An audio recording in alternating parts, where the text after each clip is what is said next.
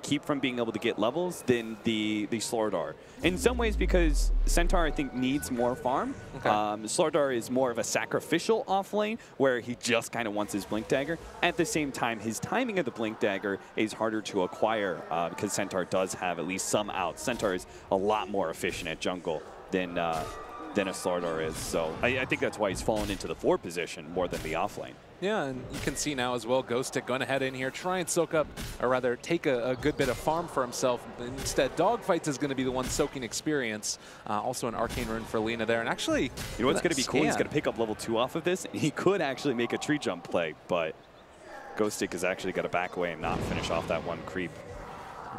Not sure if he kind of felt that Monkey King was around. Maybe he saw him. They actually scanned up on the high ground with it. Did they? Oh, okay. Pretty sick play. So they're going to be able to spot that out. Centaur Warrunner had that poor man's shield, building in towards the Iron Talon next, it looks like. And also Earth Spirit going to be picking up some boots. But guess who's spotting him up in the trees? It's Mr. Monkey King. Monkey King, he has a huge vision advantage. Fortunately, they nerfed some of it, but it is really problematic what the Monkey King is able to scout out. He's going to, again, be seeing Ghostic. The problem was, like, Ghostic now leaves his camp. It's empty. It's going to be empty until the 5-minute mark.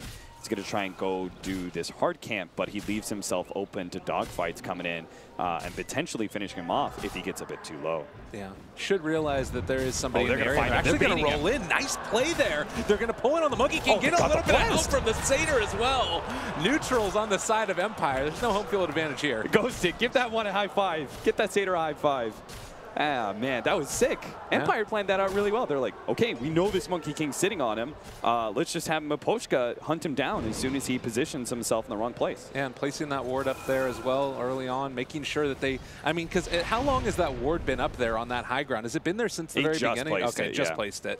So knew what was happening and took advantage. They might have made a read off of like the Earth Spirit sitting there, and the Lina plays a little bit far back, and they're like, ooh, it looks like they know where Earth Spirit is here or something like that. Maybe they made a call off of that. Either way, just really smart move by Empire. Does give them slight advantage for this early laning phase, because you could see in July, he's getting a lot out of his off lane. He's level 4, our Centaur's level 2. They needed something like that, right? They need a first blood, something for them to work off of, because this laning phase at a static age is not going well for them. Yeah, and now you can see as well, IG.V ready to get even more aggressive. Paparazzi chasing forward. It's going to be able to hit him. A nice little glimpse back. Ghostic in a hell of a lot of trouble. They bring in the Monkey King.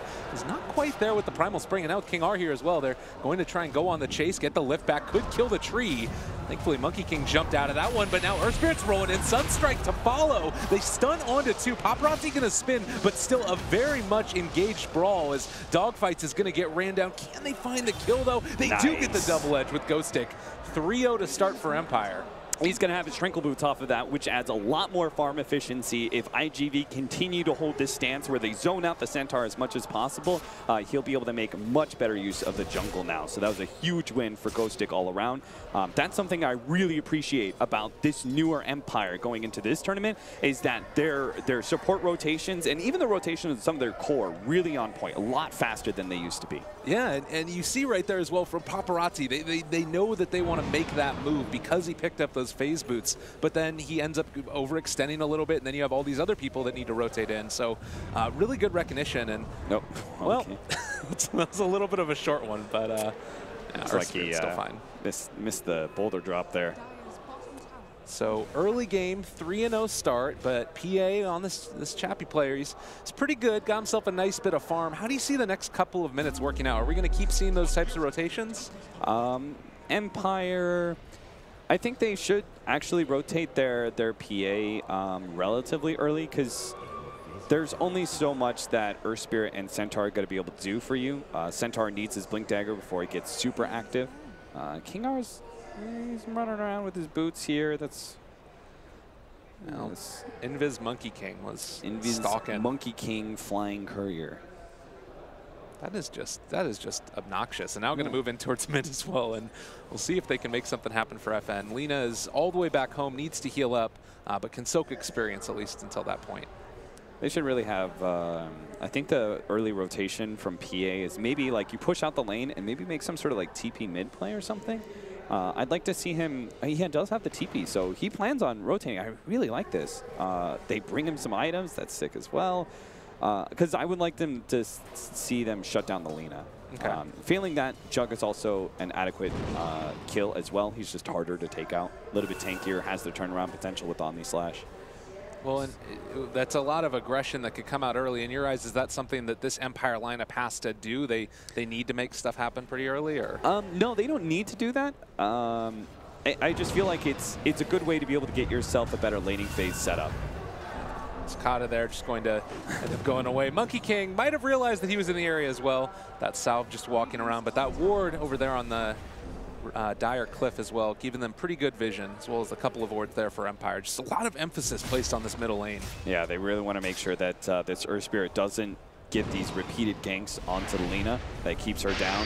Oh my god, the stun going to connect, but Laguna Blade not enough for the kill, and they end up connecting onto Sakata, the rolling kick as well. They bring in Chappie, find themselves a kill. That is sick. Well played. I love that Chappie's willing to make these kind of rotations. That's so good. Because now, like, they just shut down the Lina. That really helps control, because what I'm looking at is IG.V are going to have a very strong mid game, and they're going to hit super hard starting about, like, I would say 20 minutes. It kind of depends on what Angelai's Blink Dagger timing is, honestly, and when they can really start being active. But you don't want to let them, like, get that really hard-hitting timing. So if you can start swinging at them a little bit beforehand, you know, make the first strike, kind of set IG back a step, I think that's really big for Empire going later on into the game. Well, and I mean, well, actually going to see another smoke move in towards mid. God, if they can get another one here, this would be tremendous. Sakata still very far forward, a somewhat squishy hero.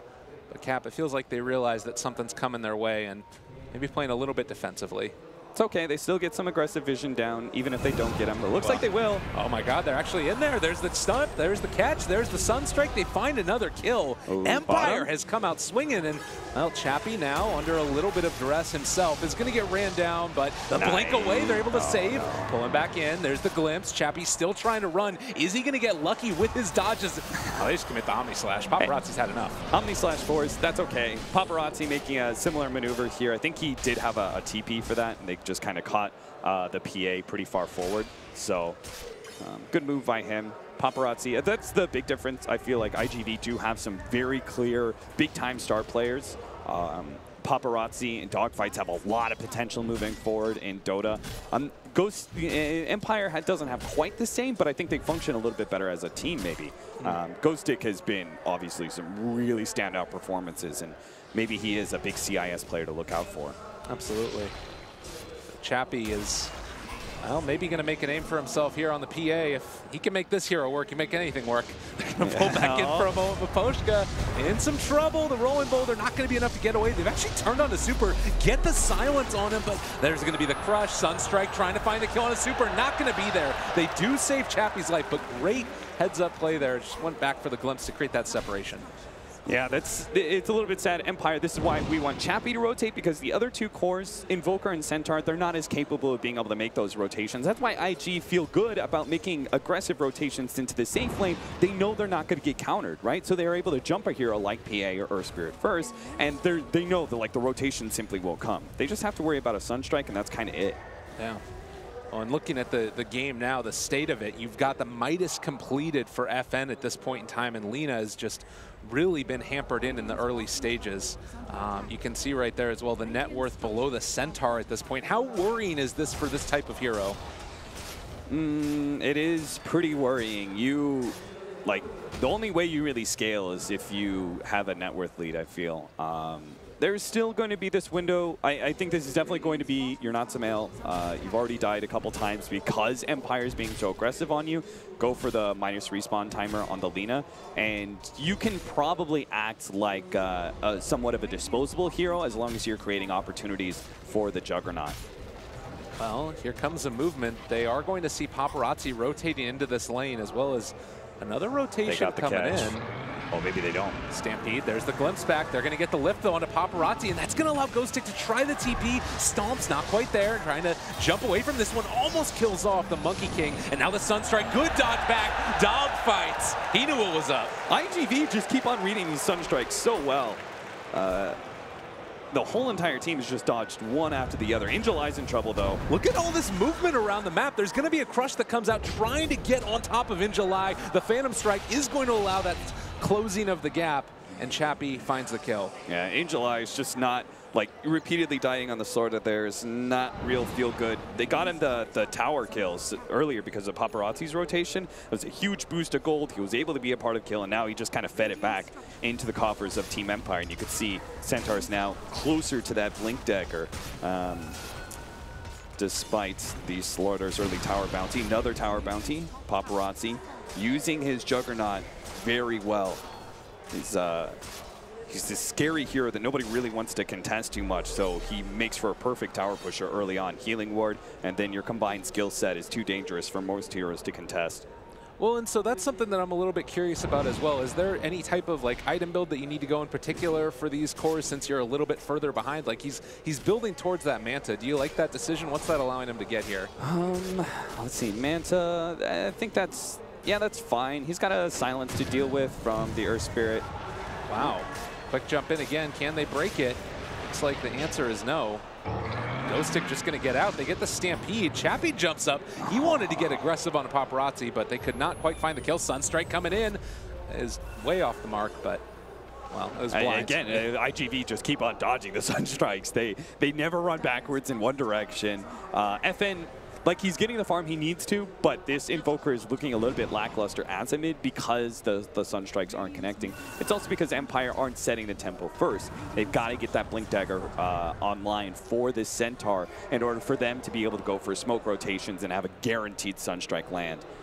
Get the Blink in, hit the stun. You've got a big 400 damage pure nuke that's going to follow that. Well, and you think about it, too. That was so much committed early on, trying to kill off Ghostic. Now, about to finish off his Blink Dagger. He doesn't have to worry about Static Storm. You know, Juggernaut Omni Slash is still there. It's just not going to end up being probably as likely to finish off a kill if, you know, there's not more heroes around to make it happen. But Cicada farms out the jungle, TP's back towards mid, going to continue to try and play this catch-up game, and he's done it fairly well so far.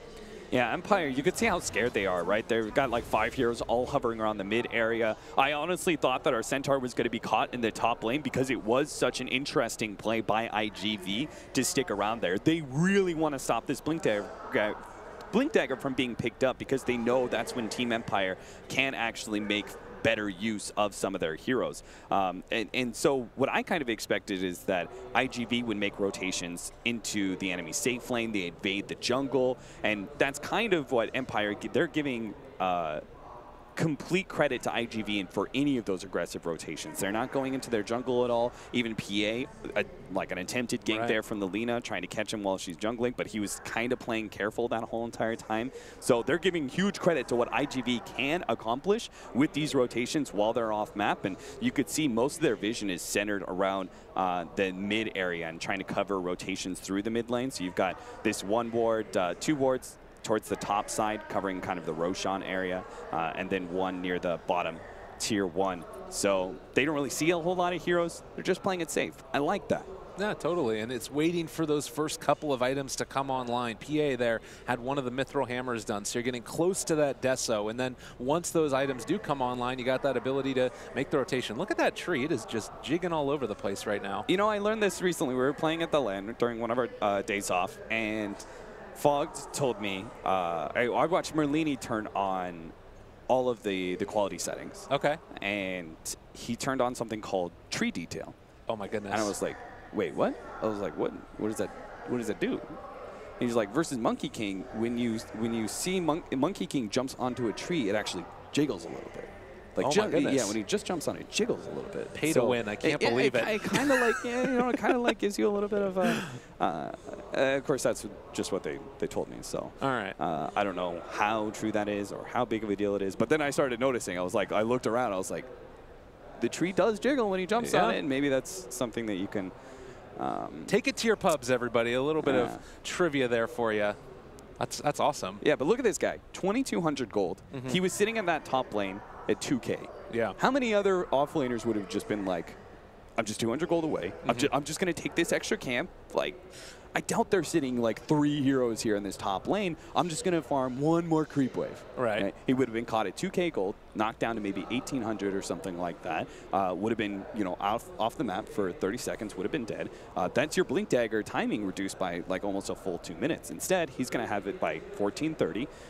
They're going to be able to make their first aggressive play, ideally with the smoke, because as we know, IG.V do have some very aggressive wards. Again, centered around trying to find the Centaur. You could see both of them are kind of covering the offlane camp area. So they were trying to focus on that. Those wards could catch out the first couple of rotations. That first big rotation with the Blink Dagger could be spotted. So hopefully they go for a smoke gank. Well, and the thing that I'm thinking about, too, is that if they do find that, you can still show the Invoker in lane. Sunstrikes have not necessarily been on point, but if you get a quick hoof stomp down there, there's not a whole lot that you can do to respond to that Sunstrike coming in. So, you know, no Force Staffs obviously online. That might be something that we end up seeing IG.V go back for in the later stages, is Force Staffs to help deal with the PA. You know, she jumps on top of one target, create that little bit of separation so that way you don't blow up.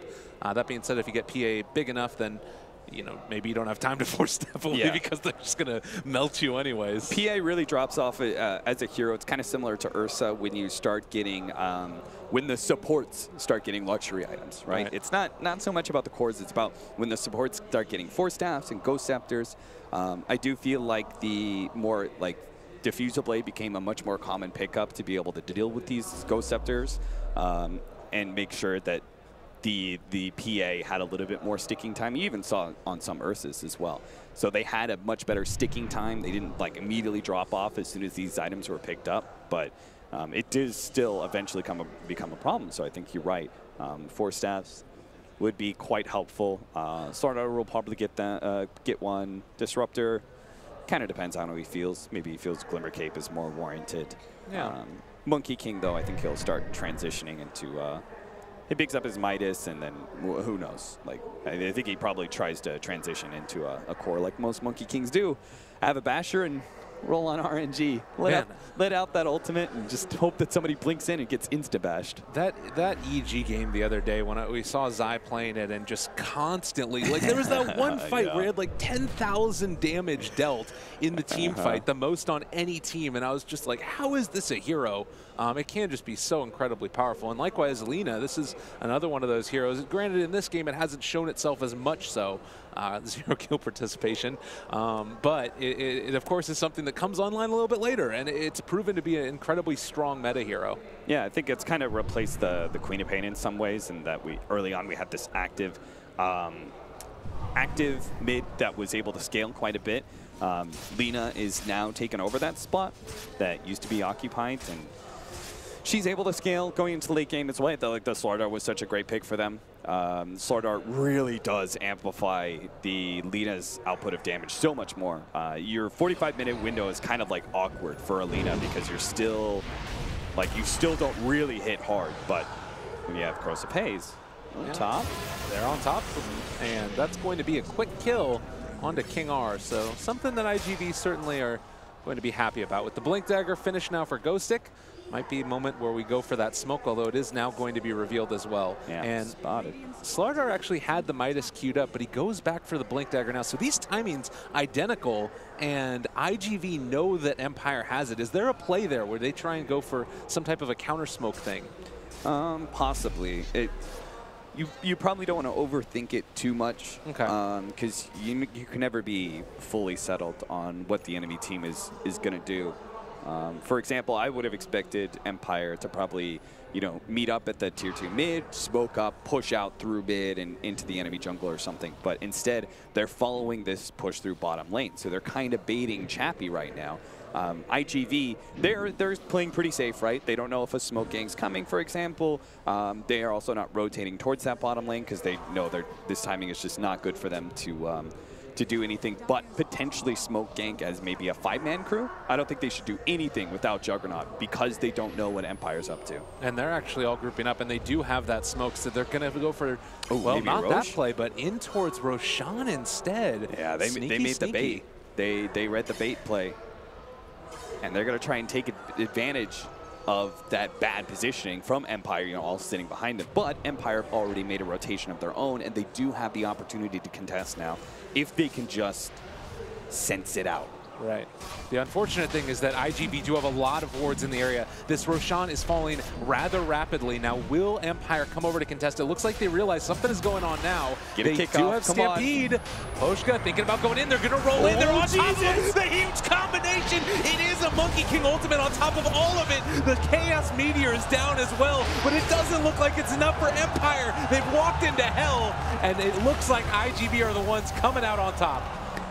Well, Rubik picks up the consolation kill on Lina. That was really nice. Boy, that combination was so close to being good. If Empire could have just made that read maybe like 5 seconds earlier, right? The Invoker gets there sooner, and they don't just have a Sunstrike. Maybe they have a really good Meteor Blast that follows off the jump-in stop. Dogfight was in beautiful position, though. Sitting on the outside like that. He wasn't for earlier, then he jumped away to the tree just at the right time. Oh, man. Getting that Monkey King ultimate inside of Roche. Does Paparazzi get the spin-off before the stun? Yes, he does. That's what ended up really spelling the doom. Right? Because then Chappie's in the middle of that with the Disruptor ulti and a spin on him, and he's just trying to target this Juggernaut. If the Juggernaut doesn't get that spin off, he gets hit by the Stomp, they're going to burst him down. Like, they'll target that Jug first because he's such a big damage output. And then, boom, they could actually potentially still win that fight despite being in a Disruptor or Static Storm and a Monkey King ultimate at the same time. Well, that certainly gave a lot of life to IG.V and the crowd. There is going to be a pickoff there as they take down the Lina, crush forward onto 2. Can they find more? Boundless Strike interrupted. Oh, great play there by the Earth Spirit, able to get the silence, and now the stun to follow. Ghost hits the 3. Oh, beautiful, beautiful plays coming out. Lina's Empire turning it back, in July, going to be disarmed for the moment. Wants that bounty rune before he dies. Chappie says no, double for him. Oh man, that was sick. Maposhka, really clutch play there, as you pointed out, managing to stop that Boundless Strike, managed to get the 2-man stun that led into the Centaur Stomp as well. I thought for a second IG.V might have been able to turn the tail end of that fight with Lina coming back in, but maybe he didn't have a TP, or it might have just been too late to actually fight that one out. Yeah, it was still on cooldown. I thought they were going to fall into that Lina trap, you know, where you're like, oh, Lina's dead, guys, we can still fight. And then next thing you know, she's back there again. And they got a mid-tower off of that, too. Empire, that's such a big swing. Yeah, this is a great moment for them as well after that disastrous Roche fight. And now, the next couple of minutes, again, looking quite good for Empire. You're building into this 4-staff next for the Centaur. And FNG up on the high ground, just going to drop another one of these Chaos Meteors down and clear out the creep wave to the best of his abilities. IG.V, though, going to stick around with that healing ward, make sure they get the tower. What's cool is, like, Empire, they lost that fight. But they're like, okay, Static Storm, I'm not sure if Omni Slash was used in that Roshan fight, but it was like, they're not going to be ready to fight, so let's just get aggressive again. And then IG.V are doing something similar. We just lost an engagement, but let's get aggressive anyway because we know they won't really be ready to fight. Empire isn't very cooldown reliant, but they're probably just from a positioning angle, need to be able to heal up, back out, spread out, and farm. So they just go straight for that mid-tier 1. They definitely have that ability to stay constantly aggressive, even just with the low cooldowns on all of these. And now Sakata finishing off that Bloodstone. So this does kind of reset things in a certain way, I feel, because all of those early kills on Lina, you can start to build up those Bloodstone charges as well. Allows you to farm a little bit more quickly, things like that. And now just going to trade off these towers. So in terms of the difference in net worth between these two teams, we can see, you know, on the graph that it's not really going to be that huge of a difference at this point, only about 3,000. Tier 2, you know, it's just kind of Tier 2 bounty. I think your Tier 2 safe lane is always one of the hardest towers to defend, so it's not a gigantic win. Ooh, 4-staff there for the Centaur is his pickup. That's an interesting choice rather than going for like the Hood of Defiance against a lot of this magic damage. What does that speak to you for what they want to try and accomplish? Like, is it just they want to try and finish the game as quickly as possible? Because I feel like sometimes the Hood is more farming oriented. No, I think it's just to kind of work around the initiation of Slardar. To, you know, he initiates, he gets that stunned, and the LSA is going to follow up. I think it's more to work around that. Same goes like Boundless Strike could follow that up or something like that. So they've got this combination of stuns on IG.V that you want to be able to to deal with. So we're going to see, like, I mean, both these teams, not super cooldown reliant, pretty active, very mid-game heavy, and they're also probably going to get a lot of force staffs and that sort of thing. So we're going to have some really fun team fights, Gabe. That's what I'm saying. I'm super stoked. It's also worth noting that Lina is still a little bit further behind the Invoker, does have the Midas on the Invoker, so that's something to maybe expect a little bit. But do you think that she's going to be fulfilling her role, picking up this Shadow Blade next? If IG.V can have, like, 2 big team fights in a row, then I would say Lina can possibly match the Invoker in output in this game and like what you're accomplishing. But it's looking like right now, Empire's been able to do so much to be able to buy space for FN. He's about to come online soon. If we check out the Invoker, what level is he? He's like, I think he's hitting his peak. Yeah, he's 17. Like level 17 with the Ags. We're also going to have the BKB up about this time for Chappie, and I think he's finishing off in the jungle right now. So they're going to get that time. I think they should. This is the time to fight. Oh, and they think this so as well, as they're going to take down this Lina. Actually gets the Bloodstone Suicide off, but nonetheless, that is a start of the aggression to come out. And we've seen FN's Invoker go off. That was something that the panel was wondering about earlier, is how well he was going to be able to do it, and just had a fabulous display of it the other day. IG.V are going to go for a pretty fast smoke play here, straight into the enemy jungle. Might just catch something. Chappie does have his BKB, though. All right, counter play could come out in a second. They're actually turning it. Ghost Stick on top of him. They throw down the Static Storm. It does hit onto 2. Chappie with that BKB just eliminates Super, eviscerated in the jungle. Oh, Lord. Yeah, I think everyone else from IG.V should be able to get out. It's 2 picks and Static Storm used as well. This is feeling like another one of those opportunities. They actually found the Lina. They are on top of her. Light Strike Array is going to hit. Dogfights is there as well to get a counterplay. Laguna Blade stolen by the Rubik. Oh my word. Now they might even be able to catch a little bit more. Monkey King just ahead of the Earth Spirit, and Slardar hiding away in the jungle. So they're okay there. So what, 3 pickoffs off that team fight? Turnaround, the BKB timing is obviously what made a lot, but that Centaur stomp, the counter initiation there from the supports and the offlaner, again, perfect timing by them. They have pulled so much of their weight.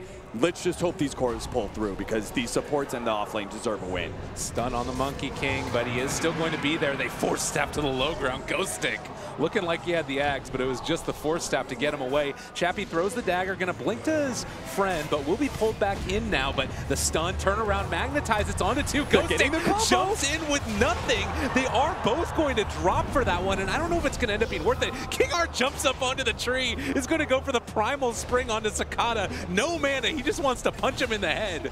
They are going to bring down that disruptor. Again, like the supports in the offlane just pulling this out. Empire, both Miposhka and King R. And Ghost Stick. King R's been done pretty well, but I really think it's the 3 and 4 position. They've done so much work. They saved Chappie, or at least managed to like make that fight look real good for Empire once again.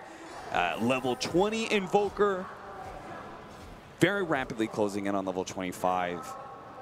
I don't think IG.V have much of an out anymore. Like, I do believe that Empire have the better late game simply because of the Invoker. I think it scales better than the Lina or the Juggernaut. PA drops off, though, so it's kind of questionable. But still, like, Empire are going to be super strong for the next 20 minutes, when I thought IG.V, their best timing window was going to be around 30, 35, and hopefully close out the game by 50. But, and still not fully set.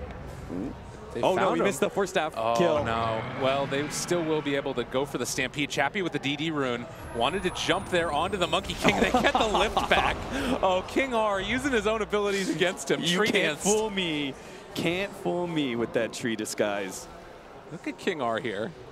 The Rubik animations when he steals somebody's spells are just one of my favorite things about Dota. Oh yeah, the Bat Rider Firefly steal, and he rides his stick with like a broomstick. Yeah, it's great. Free Roshan? Probably. IG.V, I'm not sure what their timings are really going to be, though. Jug, is he close to anything? I'm sure the Lina is not. Well, Diffusal Blade. Diffusal. That was another thing, obviously, we didn't think about, is the Force Staff on the Centaur, killing trees. Great way to be able to catch the Monkey King a little bit easier. Yeah, and I mean, he's farmed towards that next item. You've talked about how impressive Ghost Stick has looked on this Centaur, and You know, started early on being able to dodge and get away from those ganks that were coming his way before the Force Staff, as they have found a bash now onto FN, the tornado to lift, turning it back around. Paparazzi, they are going to be slowing him down with that the Fusel Blade, but Ghostic gets the Force Staff to make his escape, and now the rest of the side of Empire is starting to show up. They're on top of Paparazzi, gets the stun. Meanwhile, the lift on the other side of the fight. Chappie is there as well. Sunstrike not going to connect, but it does look like they're still going to be able to stun and kill off that Juggernaut. Empire just always maintaining what is close to a 5-man vigilance. They know IG.V are getting pretty desperate. They knew their timings, like with that Blink Dagger timing, right? They grouped up around the mid area, didn't let themselves get picked off. Empire, I think, are just reading very well how this kind of lineup is supposed to operate for IG.V and countering with just kind of like, not fully conservative movement, but a general group up that disallows pickoffs. Well, they're going to jump now onto that Slaughter. Actually ended up catching off more than they thought they would. Ghostic going to run away, and it does look like he will make his escape. But they bring down the Earth Spirit. It's a start. It's something. IG.V needed something. Oh, yeah. They're going to need a lot more somethings. FN still has not, like, had that big Invoker impact yet. And we know it's coming because FN really does put out those performances. Oh, no. Paparazzi. They're not going to be able to catch up with him. Also in that last fight, Rubik did steal Laguna Blade as well. Not sure if he actually is going to quite have the mana pool to use all of his spells at this point. That was pretty... He's like, all right, telekinesis the Laguna Blade. That's all I got, guys. You know, almost has a Blink Dagger as well. So this is feeling to be Empire just in control of this game in a way that we haven't seen Invictus Gaming play, at least in this series so far. So I'm trying to figure out... Do you feel like the thing that led to this lead was more decision-making, the draft, the way that worked out? What's your read on how we've gotten here? I think, first of all, Empire did the right things, like moving Chappie pretty early, ganking the Lina a whole bunch, particularly important. Oh, no. Super. Wow. Well, there's a crush. He might pay for this one. They do have a Laguna Blade, going to turn it. Ghost Scepter as well as the Force Staff, but it is not enough to save Chappie. This is one of the problems with this hero, is that you can get picked off and killed by his high magical damage. Yeah, even like if this Lina was having a better game, for example, we would see the Aghanim Scepter upgrade be there, or at least be close to there by now, but he's not even close. Looks like, is that a Silver Edge he's got queued up? What's that recipe? Boots of Travel. Yeah. He's got brown boots. So Boots of Travel is probably for the best. They got to play a pretty split pushy style now. I think they need to split push and see if they can force Empire to break apart sometimes and then get the pickoffs, you know? Like, if bottom and top are both pushing in, Empire has to deal with both lanes. Maybe they split up and you can get some kills off of it. There's a blink forward. Oh, Rubik with the help of the Laguna Blade. They find the kill on the Paparazzi. And when you can have the support in the off lane solo the carry like that, this hero Juggernaut that's supposed to be survivable, supposed to allow you to be ungankable, it just makes it so difficult. Yeah, before all he was worried about was Earth Spirit getting the instant silence on him. Because he would see Centaur blink stomp, or he would see a boulder coming, and he would always know to spin. But now with Rubik having a blink dagger, they can no longer leave the Jug alone in these side lanes to split push, so that then inhibits what we're talking about, right? One of the ways that IG.V could come back into this game, or at least stall it up, would be utilizing these two cores to push out waves. Basher done as well for Chappie, so even if it is a situation where it turns into a fight, you can't even necessarily rely upon spin TP any longer. Yeah, they've got the Aghanim Sulti for the Centaur to help counter some of that burst damage when it comes Chappie's way, and he's not going for an Abyssal Blade. He's actually going for a heavier stat and more of a late game item in the Scotty. He'll go back for the Abyssal, but I do kind of like the idea of this Scotty and just trying to survive through the burst of Lina and Juggernaut. And FN is also so farmed right now. Octarine Core Aghanims with the Blink Dagger. It is a struggle right now to be IG.V, that is for sure. Yeah, I mean, we keep on saying this about FN, like he's super farmed, and it's just like his team's just kind of been winning the game for him. It's not like he has had no impact, but he hasn't had to have the big Invoker impacts that we've needed to see a lot of the times. That usually starts now, right? Yeah. So, FN, if we don't close it out in the next 5 to 10 minutes, it will be your time to shine throughout this late game scenario. Kind of feeling, though, I think Empire is going to close it out. I think they're going to secure the next Roshan, get Aegis, and they don't have the best high ground pushing team. but I think it'll work just because they're so far ahead. So for IG.V then, we're looking for the dream fight, the thing that, you know, allows them to get back into this. What does that start to look like? Is it dependent upon jumping the supports first, or do you need to try and take down the Invoker? I think if you can, getting the initiation onto the Invoker or PA and eliminating one of those heroes with your Laguna Blade would be pretty damn sweet. I don't think they can fight with Invoker or PA having no impacts. So that would be really good, but kind of unlikely. They simply can't let Empire take Roshan and go high ground and feel like the team fight. Empire would get their positioning kind of right. You need Empire to screw up their positioning, so your AoE, like the Boundless Strike, the ultimate from the Monkey King, Static Storm, Slardar Crush, like those things have more than just one hero impacts. So you kind of in some ways need to push out when it's time for Roshan, catch them around that area. And you can see right here, IG.V knowing that the perfect time to fight is not when Empire is completely missing off the map and most likely 5-man smoking, which they were. And Empire, they scan the high ground, spot out that that's going on. The other thing to keep in mind is that you also have that Centaur Axe, which was completed a little while ago, so there's even better potential for, you know, the side of Empire to get out of in a big team fight.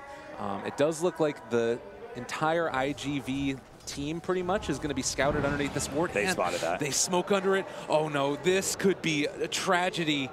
Up by the shrine. It doesn't look like Empire want to try and take the fight. They're just going to back out. They had the Invoker TP and push out bottom, so he was kind of working his way back through the jungle, so they couldn't make a quick 5-man unit in order to counter this smoke, so much better just play conservatively. They go into their shrine area, a big high ground area, and obviously the shrine with the rejuvenation is quite helpful as well. So IG.V think they had to go for a smoke like this, but at the same time, I think they really need a gem. There's so much aggressive vision. They know Empire have had good control of the game for quite some time, so they really needed to get some of those aggressive wards out of the way first before they made this kind of play. Still, though, maybe the aggressive wards and they maintain an aggressive stance where the wards simply aren't. Maybe this could still work out for IG.V, even if the initial smoke has not. And I mean, Chappie here can just sort of bait things out because there's always that backup of Aghanim Scepter Stampede. So there's no way that IG.V can just initiate on a Chappie at the start. Not enough burst damage there, I don't believe. Yeah, he's got 2,300, and then you take away 40% of that from the damage reduction of the Aghanims from Centaur. So yeah, you simply, thanks in part to this stat build and also the Aghanim Scepter, you just won't have the burst most likely. So 33 minutes into it, it's 24-13. We've seen Empire take control and basically dominate the map from now on. But IG.V have been able to at least hold off the bleeding that was occurring earlier. In your eyes, what is it that they're going to need to start pulling themselves back into this game? Do they have to team fight their way out of it? Can they just try and go for split pushing and farming up and getting to that next tier of items? No, I don't think there's very few lineups that can win through split pushing in this meta, and it certainly isn't what IG.V's is. They do have to fight. It's just about picking and choosing their windows, and maybe this is one. FN would be, again, a really sweet quick pick, but simply not feeling comfortable with it. They saw the PA at top, but they didn't know where the other heroes were.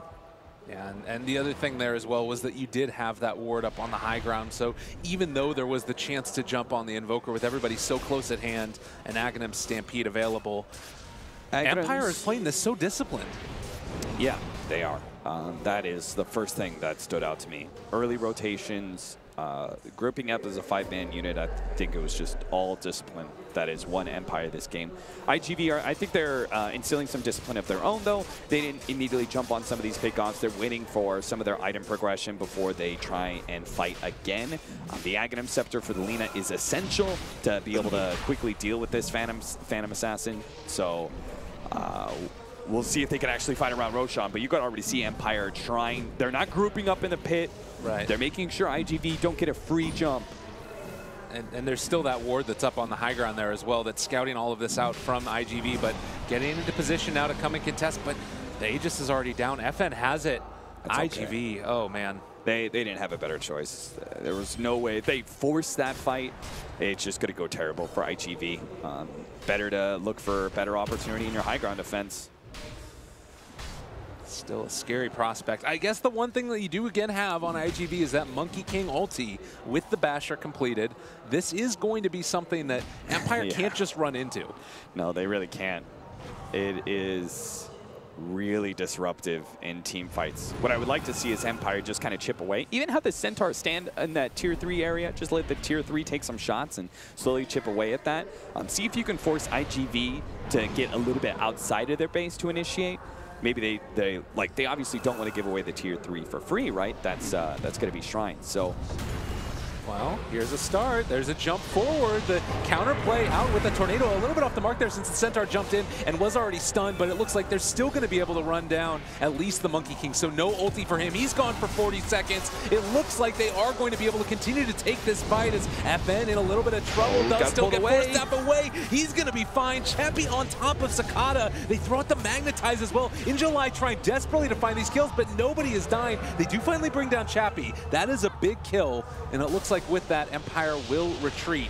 Healing Ward lasted the entire duration. I have to say, Sakata, props to him. I think it's props. I don't know. He could have just finished off FN with the Laguna Blade, but then you would have a full HP Chappie you couldn't deal with. He tried to kind of get both. Oh no, and now they found him. So this is going to be the Lina most likely dying as they find the Sunstrike. Godlike for FN. They are going to jump forward. Paparazzi trying to bring down FN. That is going to be the Aegis, but can they find any more if they want to? Ghost Stick can turn onto this in just a second. There's going to be the crush, but the blink out. FN's too quick. And now stampeding away. Now they're all too quick. Yeah. All full movement speed. Well done.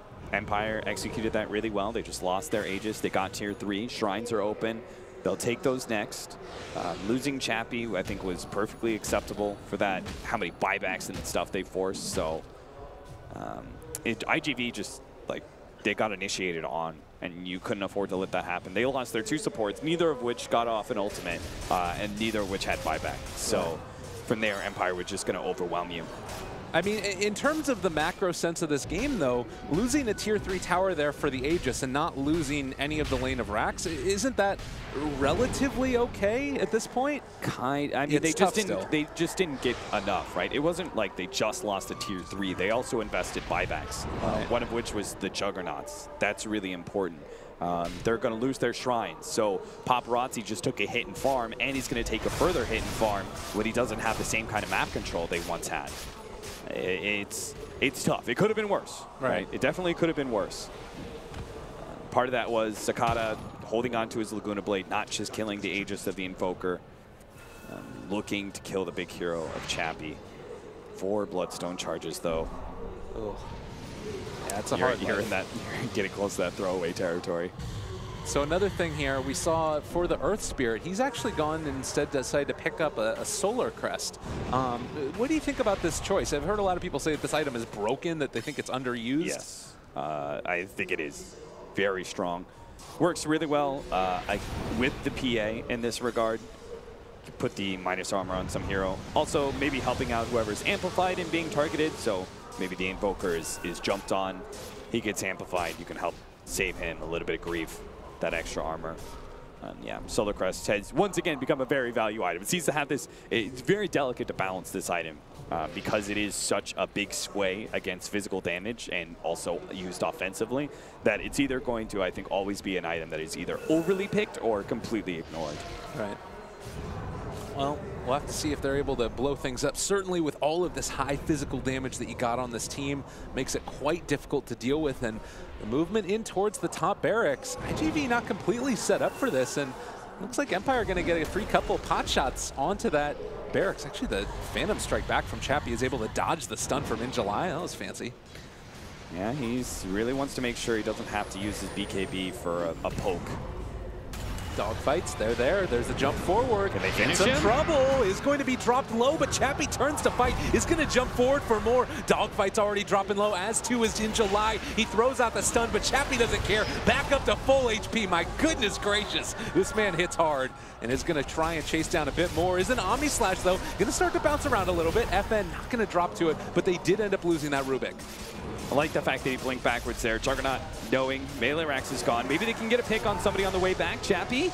Well, there is a glimpse back, but Tornado possibly saving that disruptor from a crit. Instead, it's just going to jump on a super yet again. FN is the one that finds the kill.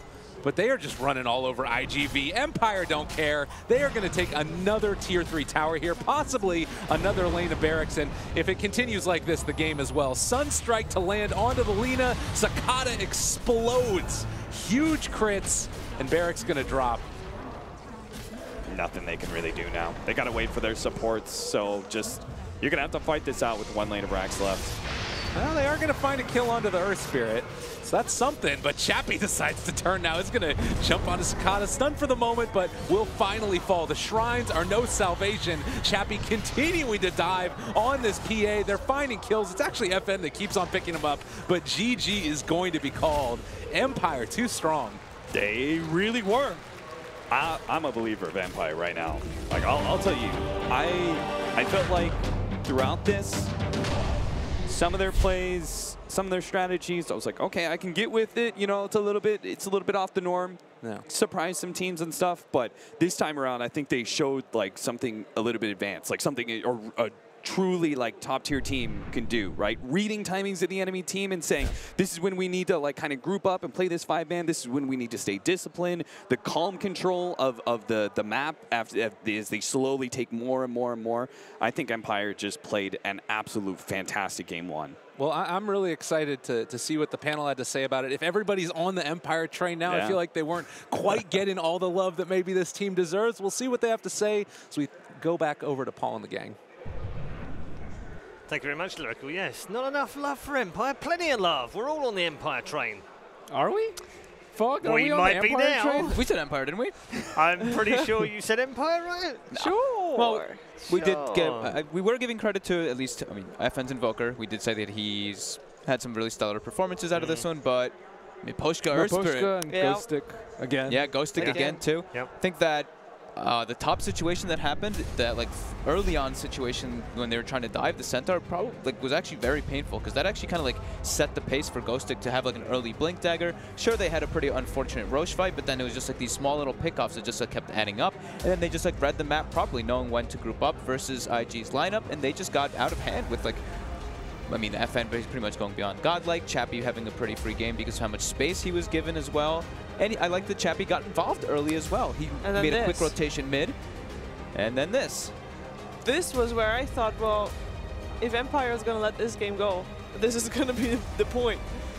It looked like, well, it was a really painful fight for Team Empire. It was very well positioned by IG.V. And generally, it's not a great idea to fight into the Roche pit when there's a Monkey King sitting on a tree somewhere. And then there's a Disruptor. And overall, the general team fight from IG Vitality is very strong. Yeah. But this was the only time they got caught out like that. That was pretty much the only time that I felt like IG Vitality was really doing a lot in this game. I felt like it was mostly them just like reacting to Empire. That was a time when they were like, all right, we're making the first move. And then afterwards, just like, they kept getting picked off all over the place. They were showing on the map everywhere. Great vision coming out from Empire, though. Miposhka definitely showing that he knows how to play Monkey. He knows how to play Burst as well. Always having these high ground vision wards, always being able to see and scout where the Monkey King was setting up. And then, yeah, here you can see like the team fights, they're very hectic coming out. They do get Chappie a couple of times, but FN there to clean up. I felt like there was not really any pressure on FN the whole game. Yeah. He was able to just do whatever he wants, and that mid lane got destroyed. Yeah. Lina, that's probably the worst laning phase I've seen from Lina this entire tournament. I was going to ask you actually about that, Ben, because we've seen a lot of Monkey King Lina games which have dominated lane and have snowballed as well, and just taken teams to victory on the back of those two heroes alone. This was not one of those games, though. It was not at all. Fogg and I talked about it. It's like, where was the Monkey King in the early game? And he tried to deal with the Centaur, but then you tried to zone him out, and then they just fed him 2 kills, and then he still got like, 10-minute Blink Dagger or something like that, and then mid got destroyed. So Lina died like 3 times. Yeah. Do you feel, Peter BBD earlier on mentioned that he feels like if you have the Monkey King, you leave him in the lane. He guards, rather than just jumping all over the map. Do you feel the same way? He could have guarded mid, I suppose, as opposed to top. Maybe when you have, I mean, Lina's kind of like already very strong in the lane, but in that case, you have to just make sure that you know exactly where the Earth Spirit is, you know exactly where the Rubik is, or you at least contest the off lane. You have your Slardar play very aggressively in the lane then to force the reaction of the Earth Spirit down there. If I think in July was kind of jungling a bit, so then it's just like PA gets a free lane, Earth Spirit, Rubik get to do whatever the hell they want, and then the Monkey King, who even though he's staying in the safe lane, attempting to zone, it gives them so many options to just be able to move around the map because there's no showing bottom. Like they can do it's free reign on the game, at least for the Rubik and the Earth Spirit. And that's what they did in the early game. They just ran around and pretty much didn't really let Sakata have a game. That was the Sakata was completely shut down in this one. And I think it came from Empire just like knowing exactly what that Monkey King would do, where he would be. There were some very nicely placed wards. The first rotation the Monkey King made, he died. Instantly, everybody was, or rather, there was Miposhka and Ghostic were on the right place, able to take him down. FN didn't die at all this game, which is pretty incredible. MVP for FN? Ooh, I would say Miposhka. Yeah. He set up the early game for them. Like after 15, 20 minutes, it looked really easy for them because I think Earth Spirit secured their early game. Yeah. I think they needed the supports on IG.V to kind of do anything. This is probably the least I've seen Dogfights do on a Monkey King in the entire tournament so far, and normally that is one of the heroes that he shines on. But Miposhka is also one of the players that does the same thing Dogfights does, and he just read the game better. He didn't underestimate his opponents, which maybe Dogfights kind of did in this case. Not expecting Earth Spirit to be everywhere, and it showed, and it was pretty painful. And Empire also is a team that always pushes the tempo, because Miposhka does it first, and then Ghostic takes over and does the rest. And they kind of didn't let IG.V catch up at all, which, for example, this morning when they were up against VGJ did let IG.V catch up in the third game, and that's why we are seeing IG.V here rather than VGJ. Do you feel, Folk, this was a disappointing performance for IG.V rather than an outstanding performance from Empire? I don't want to take anything away from them, but... No, I think it was an outstanding performance from Empire. I think it was a little bit of both on that side, just because I did see, like, after that Roshan attempt, like I mentioned, it was like IG kind of just, like, were like splitting up all over the place. I didn't really see them being, like, that group unit as Empire is. Just looking at the, like, kill-death ratios from Empire, it's like every single one of them is, like, 23 assists, 12 assists, 50. They all were just, like, getting involved on every single kill. Well, looking at IG.V, it's like every single one of them were getting like picked off here, and then another one get picked off on the chase, and it was just like rinse repeat when they're playing with the disruptor, when they should be the ones doing that. Well, the game was going on. At some point, Sakata went for cast range rather than for damage. You guys didn't really agree with that? He said it was misclick. It probably was. Especially when you're playing with the Slardar, that you have the corrosive haze, you want to be able to have those physical type. I think the cast range town is more of a support type thing, at least from what I've seen. I've seen every other Coralinas actually take the damage. Yeah, so far. Because at least you'll be able to siege. You have that like extra bonus potential, not that very one-dimensional hero. He committed completely, went for the Aghanims, went for the cast range. He was like full committed on the whole spell damage build. Okay, we're going to get into our second draft very shortly, but we've been taking social media questions from you, from the people watching all day long and all over the course of this particular event. Thank you very much for all of those questions. They've been the subject of some great debates here on the panel. I've got another question right now. How did Empire rise so fast from becoming a Tier 4 team? Tier 4? To being in the upper bracket? Bold statement, good sir. Tier 4? That's a bit harsh, isn't it? I would say they're, now it's a T4. No, it's Tier 4, yeah, but, I wouldn't say that. I think they would probably be a Tier 2 team, for sure, especially in their region. Yeah.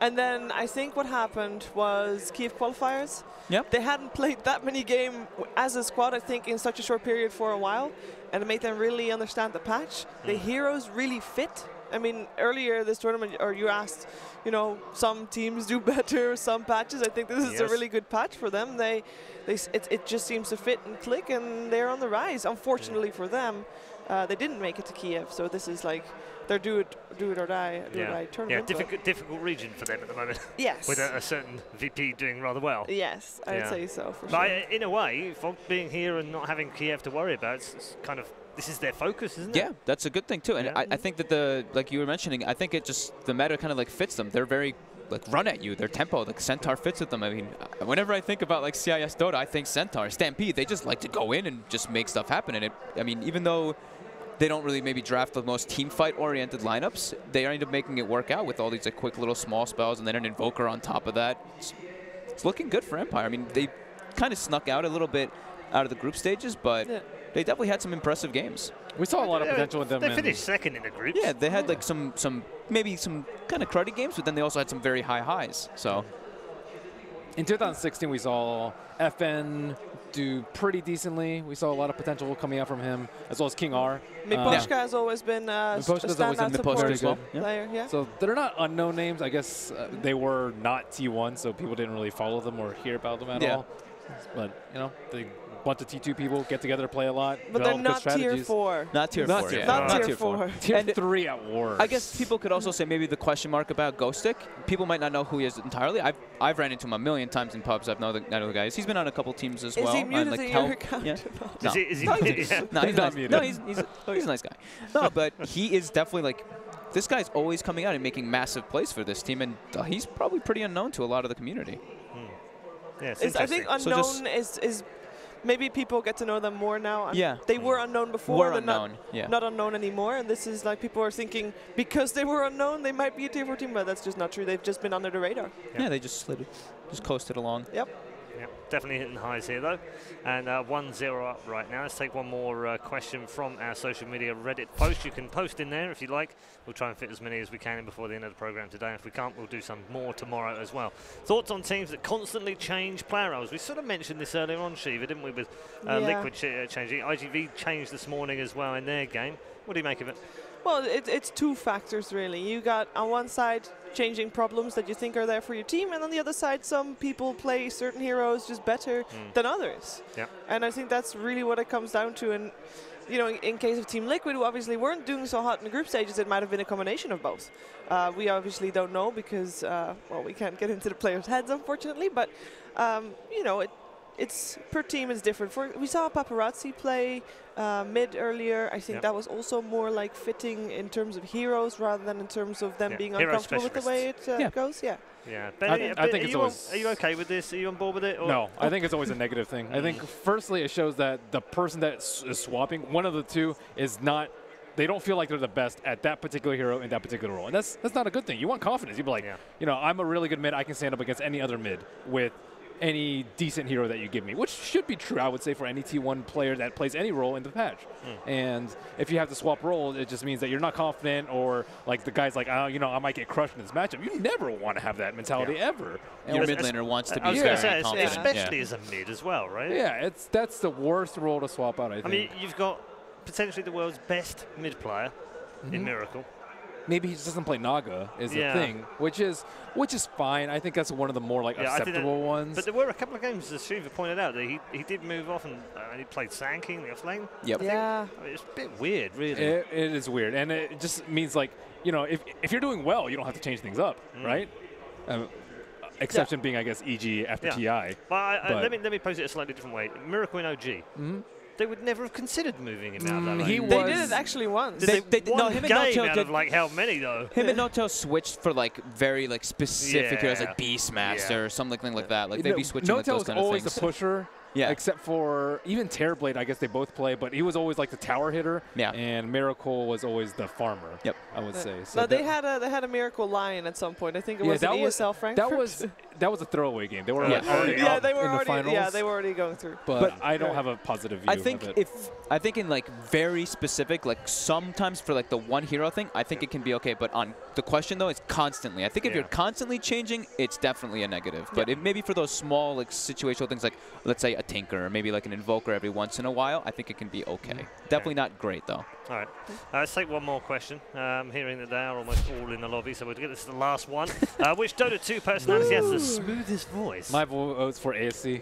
I think AC. Tsunami. Have you heard that guy? Yeah. Guy has a very soothing voice. I think AC is still better. Smooth, not soothing. Smooth. I guess It's you very could, His is personal very as well. smooth too. But I guess some people may not know Tsunami too well. But Yeah. he has been posting. He's a big Reddit a guy. personality. He posts on there. Yeah, he's a personality. It's personal preference as well. Though. Yeah. What is your vote, Red Eye? Kuro. Kuro? Yeah. It just has that It's really pretty soothing. He got a smooth, silky, like- kind of just calm. It's a good one. Yeah. yeah. Why? I'm not like I don't get the whole ASMR thing, Yeah. but he would have the perfect voice for that. It's like it's not whispering, Yeah. but it's on the cusp. Of See, whispering. I could actually envisage Kuro doing like a nature documentary. Yes. could totally listen to him. Like late at night, I'm really tired, and I just want to put something easy watching on the TV, and it's you know, documentary on whales, and it's Kuro narrating. Why'd you be watching a documentary on whales? What the hell? No. What the hell's wrong with you? Just something soothing. I don't want to watch an action film, do I? When I'm trying to get to sleep. That's true. I want to fall asleep to a nice soothing natural history. I guess I've program heard with Kuro like with angry Kuro before. I've heard Kuro Yeah. angry. So that's why Frustrated. I wouldn't vote for him. Yeah, it's like I don't know. I just can't get it out of my head. If I can't think Maybe of he's not him the most smoothest, but very softly spoken mostly as well. You've got a pretty smooth voice. Someone had to do it. Come on. We had them earlier being like, oh, Paul, you're the best. Come on, I had to. Let's not do that. The draft is almost upon us, thankfully. Thank you very much for your questions, though, and do keep them coming. We like a nice mixture as well. Some fantastic questions earlier on today, and PPD doing a great job at fending them off. He seemed to get quite a few of the questions aimed at him as well. But do keep them coming. We'll try and get them in tomorrow as well, and who knows where it will lead, because those discussions have been all over the place, from Arteezy's beard to who has the smoothest voice, and a ton of stuff in between. I particularly enjoyed, I don't know whether you guys saw it this morning, the discussion the guys were having about coaches. I particularly enjoyed I heard that. Yeah, very, very interesting. Oh, I actually missed it. Yeah, you should go and check it. Was check I it out on the casting? VODs. I might have been Yeah, casting. you You probably were were. probably sitting down I was waiting probably for sitting the down, game. like, waiting yeah. for it. Yeah. Not with your headset on, listening to quality analysis stuff. No, me and Dakota were